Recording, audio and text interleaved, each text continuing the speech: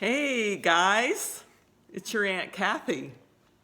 I decided that since you're stuck in the house and I'm stuck here and I can't see you and you can't see me in person, that maybe I would take some time to read a few little stories to you from this book called it's Aesop's Fable, and they're stories that have things you can learn from in them. I got it from Aunt Christy.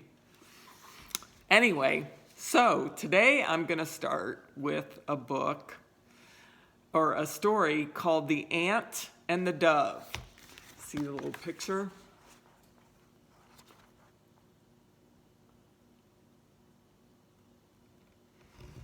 Okay. The ant was thirsty, but the path down to the stream was steep, and the stream itself flowed fast and deep. The little ant knew he would have to be careful, but he was so thirsty for a drink.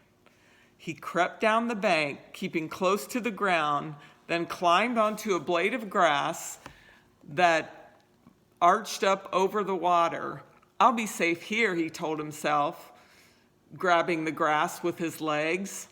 Then along came a sudden gust of wind. "Ah!" Ant screamed. He tried to hold on, but the wind was too strong. He sailed through the air, a little brown dot with flailing legs, until splish! The stream carried him this way and that.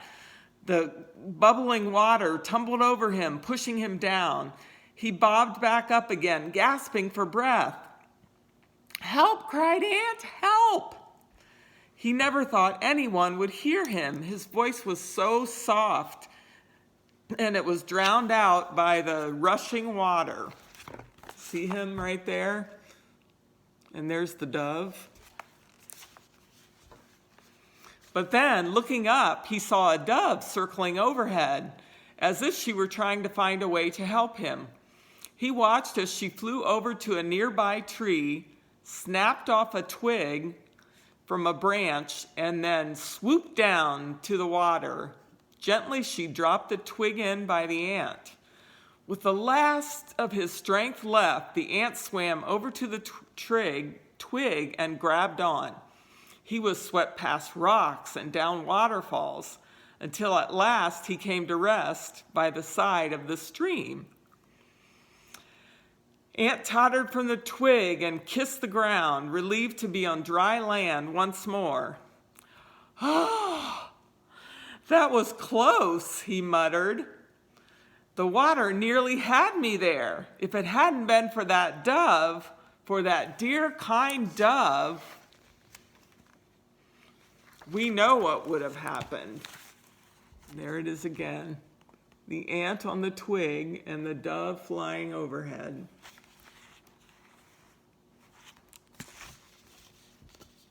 But then, looking up, oh wait, I read that already. Sorry. So the dove saved him.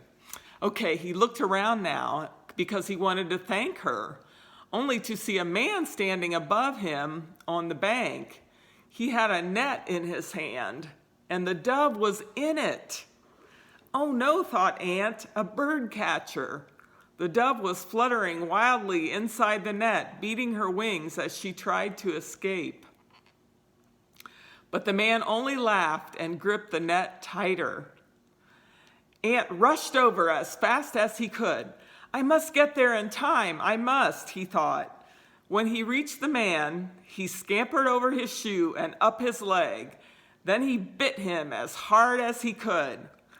Ant heard the man scream and ran out again. The man had dropped the net and the dove was nowhere to be seen.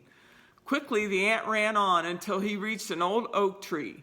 He scurried up the bark, and there, from an outstretched branch, looked out. In the distance, he could see the dove flying away free. "I saved her," thought Ant with a smile, "just like she saved me." And the moral of this story is one good turn deserves another. And what that means is one good deed deserves another. Kind of like the golden rule. Have you ever heard of the golden rule? Do for others what you would want them to do for you. Do for others what you would want them to do for you. So if you want others to be nice or to play with you, then you should do the same thing to them. Be nice and play with them. Just like the dove helped the ant, then the ant turned around and helped the dove. So what kind of things do your parents do for you? Can you think of any things?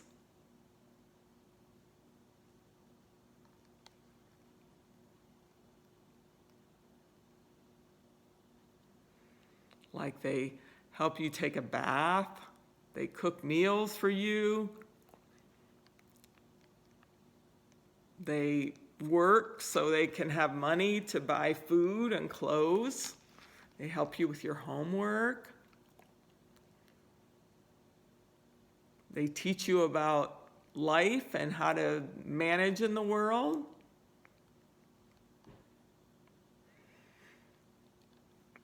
What kind of things do you do for your parents then? So they do good things for you. What do you do for them?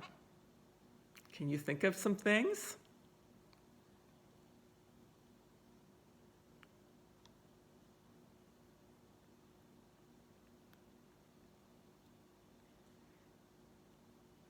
Like maybe you say please and thank you.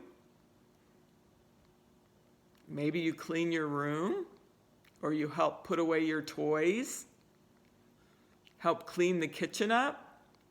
Sometimes you might help cook in the kitchen. What else do you do for your parents? Have you ever asked them what they would like you to do for them? What about your brothers and sisters? What kind of things do you do for them?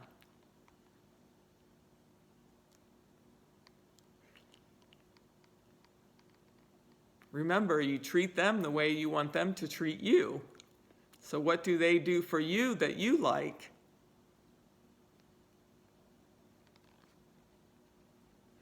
So right now, that's the end of the story, and I'm going to sign off, but I want you to take 15 minutes and just pick someone in your family, one of your parents or a brother or a sister, and take some time right now to do something to help them. And if you can't think of anything, ask them, what would you like me to do to help you right now? And I'm sure they can come up with something. And then you might even give them a little hug or something, a smile. Anyway, that's today's story, The Ant and the Dove. So have a good day, and I will be back on soon.